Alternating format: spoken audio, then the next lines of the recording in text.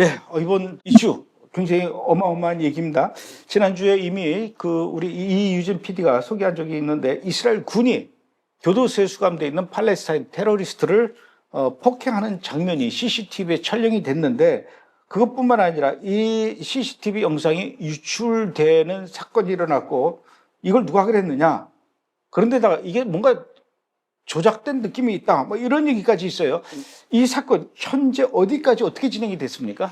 그러니까 문제의 핵심이 뭐냐면 이제 그 영상 조작을 한 당사자와 그 유출범에 대한 게 지금 수사가 집중됐고 여론에 집중이 돼 있는데 조작은 됐군요. 예, 그건 이제 확증이 거의 된 것 같아요. 크네스트에서 인정을 했으니까. 그래서 지난 2일 이제 군사법무관, IDF 군사법무관 토메르 예루살미 소장, 포스타죠. 사직한 후에 6시간 만에 잠적을 하고 근데 체포가 당했어요. 그럼 잠적한 6시간 동안 뭐 했는가 했더니 그 토메르 예루살미 소장은 자신의 아이폰을 인근 해변에 버렸어요. 그런데 재밌는 게 6일 만에 이 버린 핸드폰이 아이폰인데 이게 수거가 된 거예요. 어떻게 수거돼? 바다에 던졌는데. 그 동호회 수용인이 수영하다 그걸 주운 거예요. 근데 그 방수 능력이 그렇게 뛰어난가 봐요. 근데 화면을 켜니까 이제 그 토메르 예루살렘이 얼굴이 화면에 딱 뜬 거예요. 자기 핸드폰이. 그래서 이제 아이폰입니까? 갤럭시입니까? 아이폰이에요? 아이폰 16이었다. 야. 그래서 그게 발견이 돼가지고 이제 이거 증거 인멸 아니냐 하면서 또 이제 이스라엘이 이제 뒤집어졌는데 그래서 이제 그렇게 진행이 되다가 이제 또 지난 10일이죠. 그러니까 월요일입니다. 월요일 날 실제로 또 이 군사법무관이 또 음독 자살을 시도했어요. 이런. 그런데 생명에 지장이 없다라고 지금 보도가 나오고 있습니다. 그러니까 뭔가 큰 거는 있는 건 맞는 것 같아요. 근데 제가 보기에는 이 사건이 그냥 단순한 사건이 아니라 뭔가 이 계시적인 운명의 사건인 것 같다라는 느낌이 드는 게 아무리 아이폰 16이라고 하더라도 물속에 빠지면은 침수폰이 되는 거거든요. 안 돼요. 저도 홍해 가가지고 나름대로 비닐로 꽁꽁 싸가지고 이렇게 이 홍해에 수영하는 물고기 찍겠다고 아이폰을 집어넣었다가 제 머리를 그냥 벽에다 지워봤고 내가 왜 그랬을까 이렇거든요. 근데 어떻게 물속에서 꺼냈는데 그 핸드폰 주인 얼굴이 딱 뜨며 또 하나는 그거를 아무도 못 찾게 하려고 바다에 던져버렸는데 하필이면 수영 동호회가 그걸 또 주웠어요. 예. 야. 자, 그럼 이 사건에 한번 처음으로 다시 돌아가서 자세하게 한번 좀 알아봐야 될 것 같아요.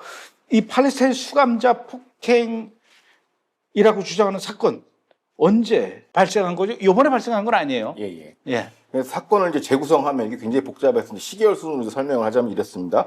그러니까 작년 2024년 7월 5일 날 이게 발생했는데 그 군사기지 군형무소죠. 그러니까 스데 테이만 수용시설에서 벌어진 하마스 수감자 폭동 사태가 있었습니다.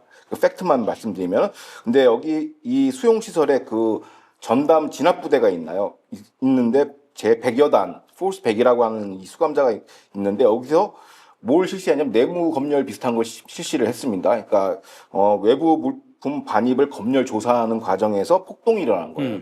이 수감자들 대부분 하마스 테러리스트입니다. 그래서 하마스 수감자 중 하나가 직장 파열로 이제 병원으로 후송이 됐어요. 직장이면 학문 쪽이네요. 그렇죠. 예. 그래서 이제 그 외부 병원에 가서 이제 수술을 했다고 합니다. 근데 보니까 당시 수술을 집도한 교수 증언에 따르면 성폭력이 아니라 항문에 삽입한 미상 반입 물품을 빼는 과정에서 이게 터져버린 거예요. 그래서 이제 봉합술로 이제 메꿔서 이제 수술을 완벽하게 했다고 합니다. 여기까지는 이제 이거에 대해서 이제 그 수용소 안에서도 이제 자체 조사를 했어요. 그래서 다 마무리됐는데 성폭행은 아니네요. 어쨌든 아니라고 이제 결론이 난 거죠. 이제 수술 의사가 이제 소견을 이렇게 썼으니까 봉합술까지 다 했다고 하니까. 그런데 이제 그 수용소에 있는 당직 의사가 있어요. 그 의무실 의사인데 이 사람이 관련 사태를 군 검찰에다가 스데 테이만 교도소에서 성폭력이 사태가 발생했다. 라고 이제 그걸 갖다가 고발을 해버린 것이죠. 근데 그 문제의 의무실 그 당직 의사조차도 이제 소위 얘기해서 이제 극자 NGO인 인권을 위한 의사회 소속이라고 합니다. 과거 이제 USAID의 지원을 받는 극자 단체고 이런 게 있어가지고 이게 어떻게 보면 평상시에 이제 이 스테이마 교도소를 갖다가 이제 폐쇄하는 그 운동을 좀 앞장선 사람이에요. 그래서 이게 좀 그때부터 이제 사건이 이제 진행이 된 것입니다. 혹시 그때 그 CCTV에 그 녹화된 영상이 있나요? 그거 좀 없을까요? 찾아볼 수 있어요? 그거 한번 찾아봐 주세요. 우리 잠시 후에 다시 한번 또 얘기합시다. 그걸 우리가 보면서 얘기를 해야 될 것 같아요. 자, 그런데 이 스테이트헤이만 교도소에서 일어난 일인데 그런 일이 있고 나서 군 경찰이 갑자기 찾아와서 그 교도관 10명을 갑자기 체포해 갔습니다. 왜 군 경찰이 이 교도관 10명을 체포해 간 겁니까? 그 당시 이제 그 사전 협의나 조사가 없었어요. 보통 이런 일이 있으면 군 당국 간에 그 부대장하고 이제 그 협의가 있어야 되는데 그것도 없이 군 경찰이 복면을 쓰고 기습을 한 거예요. 체포범 체포하듯이.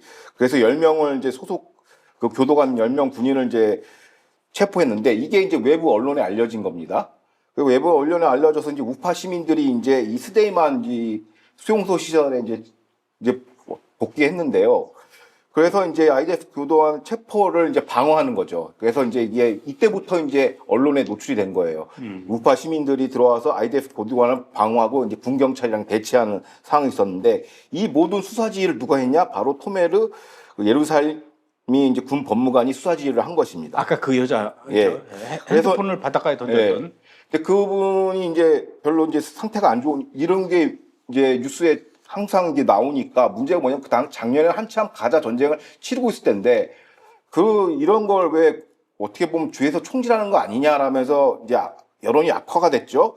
그래서 군 당국이 됐던 당시 여론이 악화되자 이제 문제의 CCTV 그 동영상 있지 않습니까? 그거를 채널 12 그 이스라엘 현지 방송에 유출이 된 거예요. 어허. 그래서 이 유출범이 누구냐가 이제 1년 동안 진행이 된 것입니다.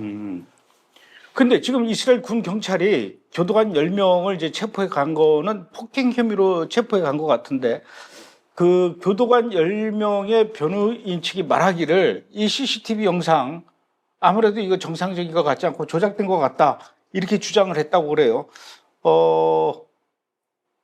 조작됐다라는 얘기가 믿을 만한 얘기입니까?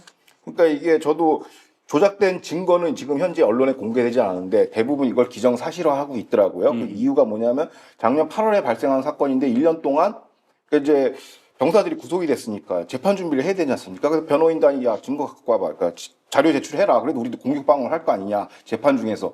그런데 자료 제출을 안 하는 거예요. 그래서 이제 대법원에 상고하고 해서 수사 기록은 못 받아봤어요. 근데 대신에 이제 CCTV 영상은 확보한 거예요. 그리고 확보를 보니까 변호인단 그 보도자료에 따르면 이렇게 얘기합니다. 서로 다른 두 영상을 쪼개가지고 이걸 갖다 합친 거라고 합니다. 그러니까 날짜가 그게 어떻게 하면 타임스탬프가 찍혀 있는데 날짜가 다르다는 거예요. 두 개의 영상이. 근데 첫 번째 영상이 이제 어떤 가림막으로 들어가는 영상이고 거기서 이제 나오는 영상 뭐 이렇게 있는데 그게 시차가 다르다는 거예요. 날짜가 다르다는 거예요. 더 재밌는 건 뭐냐면 첫 번째 그 스티치한 영상, 첫 번째 컷이 그 나오는 그 문제의 하마스 그 직장 파열된 사람은 그 스테이만 교도소에 없었다라는 거예요. 아하. 그 왜 없었냐 보니까 전출 명령을 보니까 이 수감자는 오퍼라는 수용소에서 대기 상태에 있었다라는 거예요. 아, 그 교도소에 오지도 않은 사람을 예. 지금 성폭행 당했다라고 얘기한 거네요. 그렇죠. 그래서 이제 이게 일파만파가 됐는데 당시 영상 자료는 이제 이건 기밀 사항이다. 그러니까 사법부 검찰 그다음에 군 검찰이 다 짜고 이건 기밀 사항이니까 수사하면 안 되고 덮어놓았던 거예요. 그러다가 이제 이스라엘 이제 우파 의원들이 크네셋에서 법사위를 여는 거예요. 야, 그 증거 갖고 와봐. 해가지고 봐서 그 공개는 못하지만 이제 언론들은 봤나 봐요. 그래서 이제 공식 보도로 나가기 시작했다라는 거죠. 근데 그 영상이 지금 다 돌아다니고 있어요. 예. 우리 찾았죠? 한번 좀 보여주세요. 저 교도소에, 저기 스테이트헤이만 교도소. 저희 지금 그 팔레스타인 수감자들이 엎드려져 있는데 그 중에 한 사람을 이렇게 끌고 가요.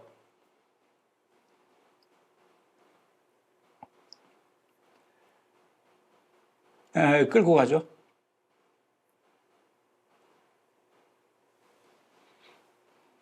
끌고 가는데 지금 이게 요 장면, 지금 폭행하고 있다라는 장면이에요.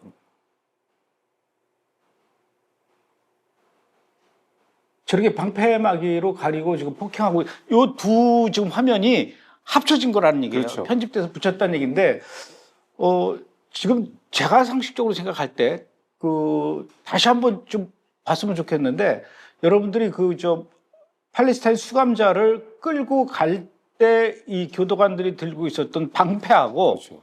그 다음에 방패로 가리면서 폭행할 때 그 방패하고 방패 모양이 달라요. 다시 한번 봅시다.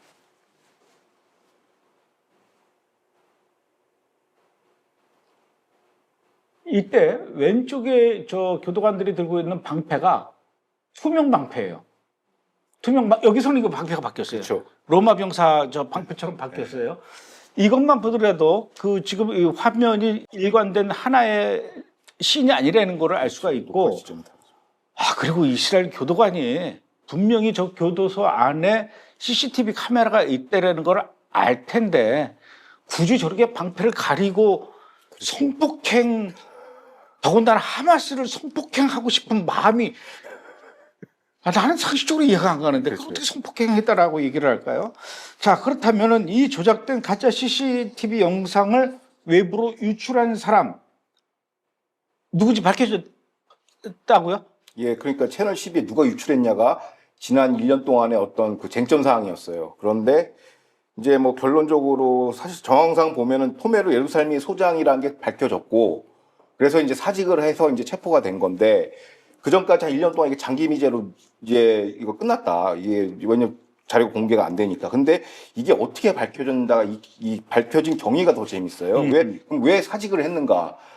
그게 더 재밌는 사실인데, 그 지난 10월이고, 최근 10월에 그 토메르 예루살미 소장이 자기 그 법무실 대변인을 갖다가 승진 전보를 합니다. 판사로. 군 형법 판사로 이제 승진 전보를 시켜요. 그런데 IDF 인사규정상 군사법원 판사 지명자는 이제 인사검증 과정을 통과해야 돼요. 대표적으로 거짓말 탐지기, 폴리그래프를 통과해야 돼요. 재판장이 되려면 거짓말 탐지기를 통과해야 되는 거예요? 군판사니까. 군판사니까. 이렇게 통과를 해야 되는데, 오케이. 그러면 폴리그래프 검증을 누가 하느냐? 그게 바로 이스라엘 국내 보안청, 미국으로 치면 FBI에 해당되는 신베트가 하고 있어요. 그런데 신베트 판사 지명자에게 이제 다 영화에서 보면 걸어놓고서 이제 군사정보를 유출한 전력이 있나요? 통상적으로 질문을 한 거예요. 근데 없다고 했는데 이게 거짓 판명이 난 거예요. 거짓 판명을 하니까 거짓말을 했다고 해서 다 이제 그거에 대한 전말 수사를 한 거예요. 신베트가 하니까 그 소위 얘기하는 영상 조작부터 채널 12 영상의 유출, 그다음에 여론 대응 전략, 공모자들을 이 사람이 다 부른 거예요. 그랬더니 그 나왔던 사람 뭐냐면 지금 언론에 공개된 사람 2명이에요. 군 법무실의 대변인하고 예루살미 소장, 이 사람 군 법무관이 이제 이름이 나온 것이죠. 그래서 이제 토메르 예루살미가 이제 어떻게 보면은 이것 때문에 사직서를 내고 그다음에 이 증거 자료, 채방에서 서로 이런 걸 공모한 자료가 있나 봐요. 그래서 그 핸드폰을 던져버린 거예요. SNS에서 주고받은 것들 던졌는데, 저는 거랑 이렇게 연결이 된다고 하더라고요. 결국 이제 모든 것들이 이렇게 다 드러나는 그런 상황이 됐는데, 지난 1년 동안 그것이 그렇게도 꽁꽁 숨겨지고 밝혀지지 않다가 왜 이제야 이것이 밝혀졌고 누가 밝혀낸 겁니까? 그러니까 이게 재밌는 게 뭐냐면 감독님도 잘 아시겠지만 이제 이스라엘 그 IDF 수뇌부, 검찰, 뭐 신베트, 사법부는 다 약간 좌편향 이제 하나의 딥스테이트라고 이렇게 카르텔인데, 통상적으로 극좌 카르텔의 한 축이 이제 신베트예요. 근데 당시 작년에는 로닌 박국장이 있었기 때문에 과연 이거를 누설했겠는가? 그런데 이게 최근 10월에 밝혀진 이유가 뭐냐면 이게 바로 네트냐후 총리가 임명한 새로운 신임 그 신바트 국장, 지니 국장 때문에 이게 밝혀진 거예요. 국장 이름이 진이에요? 예, 데이비드 지니. 남자인데 진이야? 예. 그 사람이 이제 우리 집에도 진이 있는데 진이야 그러면 내 주인님 그 진이는 아니죠? 예, 그 진이는 아닌데 이제 야전군 사령관이에요. 이름은 강성, 그러니까 이름은 귀여운데 이 경력은 강성 야전군 사령관이라고 합니다. 이게 네트냐후 총리가 언제 임명을 했냐면 올해 3월에 임명했는데 또 이제 사법부하고 이제 군 검찰이 이걸 또 딴지를 한 거예요. 임명 승인을 안 한 거예요. 그래서 6개월 동안 지체되다가 최근 10월 달에 이제 취임을 하게 된 거예요. 그때 이제 취임하자마자 그 시기에 이제 아까 얘기했던 그 대변인 폴리그래프 검증 자료를 딱 보고선 이걸 바로 그냥 보고를 해버린 겁니다. 그래서 이제 이게 밝혀진 건데, 재밌는 사실이 뭐냐면 올해 초에 임명하려고 했으나 안 됐던 이 지니 국장에 대해서 발목 잡고 승인 거부를 한 게 누구냐면 검찰총장, 사법부도 있지만은 군 검찰 감인 아까 말씀드린 토메르 예루살미가 비토를 건 거예요. 그 여자가? 예. 그래서 이제 거기에 대한 복수로 증거 보자마자 바로 직보를 때려버린 거죠. 그래서 이게 만천에 공개되는 진짜 재밌는 한편의 미드 같은 장면이 지금 나오고 있습니다. 그러니까 막 이스라엘 그 사법부 안에서 계속 이렇게 내전이 일어나는 것 같아요. 예, 권력 다툼. 권력 다툼. 이번 사건이 이렇게 밝혀진 거에 대해서 이스라엘 정치권 내부의 반응은 어떻고 또 베냐민 네타냐후도 이번 일에 대해서 뭔가 이야기했다고 하던데 뭐라고 했습니까? 그러니까 네타냐후 총리는 성명에서 스데 테이만 사건은 이스라엘 국가와 IDF에 대한 피해 비방이라는 거예요. 이건 뭐 최고 수준의 거의 그 비판 욕설이라고 할 수 있겠죠. 비판. 그 다음에 이스라엘 건국이후 겪은 가장 심각한 대외적인 타격이다 이렇게 얘기하고, 부총리이자 법무장관은 특별검사를 임명하자면서 자체 조사를 지금 고집하는 검찰총장하고 지금 정면 충돌하고 있고, 사법개혁의 당위성이 다시 한번 확인돼요. 이래서 사법개혁을 해야 된다는 거다. 그러면서 사법개혁 2라운드를 지금 예고하고 있고요. 갈란트 전 국방장관도 그 IDF 법무감한테 수사 지시를 했나 봐요. 유출 경위를 찾아봐라. 그런데 이 사람이 수사를 이제 뭉개고 있었던 거야. 그래서 채널 14 보도에 따르면 지금 갈란트 전 국방장도 극대노했다. 뭐 이렇게 나왔는데, 가장 심각한 건 뭐냐면 뭐 해외 여론도 악화됐고 이런 것도 있지만, 지난 2월에 올해 2월에 이제 송환된 인질이 있습니다. 가자 지구에서. 거기서 6개월 전인 이제 8월부터 인질에 대한 대우가 바뀌었다라는 거예요. 가자 지구 이제 하마스로부터. 8월 시점이 이제 영상이 유출되는 시점이었거든요. 그 거짓 영상이. 그런데 하마스 태도가 어떻게 급변했냐. 그때부터 구타가 일어나고, 그때부터 이제 배식 중단하고 엄청나게 심해졌다는 얘기가 이제 이스라엘 현지에서 퍼져나오다 보니까 이제 이 사법부에 대한 공분이 지금 극에 달하고 있습니다. 그렇다면 이제 좀 근본적인 질문을 해봐야 될 것 같아요. 왜 이스라엘 방위군 IDF의 법무감은 이스라엘 교도관의 폭행 영상이라고 해서 조작된 영상을 유출을 했고, 또 이스라엘 교도관을 성폭행범으로 몰려고 했고, 왜 같은 이스라엘 군을 이렇게 궁지에 몰아넣는 일을 하려고 했는지, 그 이유가 저는 궁금하지 않을 수가 없는데 왜 그런 겁니까? 이유가 뭐예요? 그러니까 여러 가지 이제 분석이 있는데, 지금 이제 수사를 더 해봐야 될 딱 팩트가 나오는데, 지금 가장 이제 설득력 있는 의견이 이겁니다. 이제 과거로 이제 회상해서 작년 24년으로 돌아가면 2024년 3월에 바이든 행정부가 네타냐후 총리한테 라파 공세를 하지 마라. 라파 공세를 하면은 그게 레드라인이다라고 경고를 했어요. 그런데 네타냐후는 지난 5월에 라파 공세를 강행을 했죠. 그래서 돌파를 해버립니다. 그래서 국경을 뚫어가지고 이제 어떻게 보면 이집트하고 이게 그 결탁한 내용들, 어떻게 보면 그 군수물자들이 거기를 하는 걸 다 공개를 했어요. 근데 그걸 하지 말라고 했는데 결국에 했죠. 5월 달에. 그래서 카타르, 그러니까 소위 얘기해서 이제 알자지라 방송에서 이런 논평을 내놓습니다. 바이든 행정부는 이스라엘 무기 공부를 중단해야 된다라고 얘기를 했어요. 이른바 그러면서 그럼 어떻게 무슨 근거로 중단할 건데? 라고 했더니 그 알자지라 방송에는 이렇게 얘기합니다. 친절하게도 이른바 리히비법을 발동해야 된다. 그 리히비법이 뭐냐면 미국 연방정부에 이런 법이 있나 봐요. 미국 정부가 인권 침해를 저지르는 외국 군대나 외국에 대해서 군사 지원, 자금, 장비, 훈련 등을 제공하는 금지하는 법안이라는 거예요. 리히법이. 그래서 이스라엘 군이 고문, 강간, 살인 하나만 해도 이제 군사 지원을 끊을 수 있는 명분이 되는 거죠. 법안. 그러니까 이스라엘 군이 팔레스타인이든 누구든 상대를 향해서 고문을 하거나 강간을 하거나 살인을 저지르면은 단 한 번이라도 그런 거 하면 미국은 이스라엘을 향해서 그걸 빌미로 군사 지원 중단을 한다. 예. 그거를 이제 발동시키려고 하는데, 그 재미있는 게 뭐냐면 이게 관계 법령의 구성 요건이 확정 판결 받을 필요는 없어요.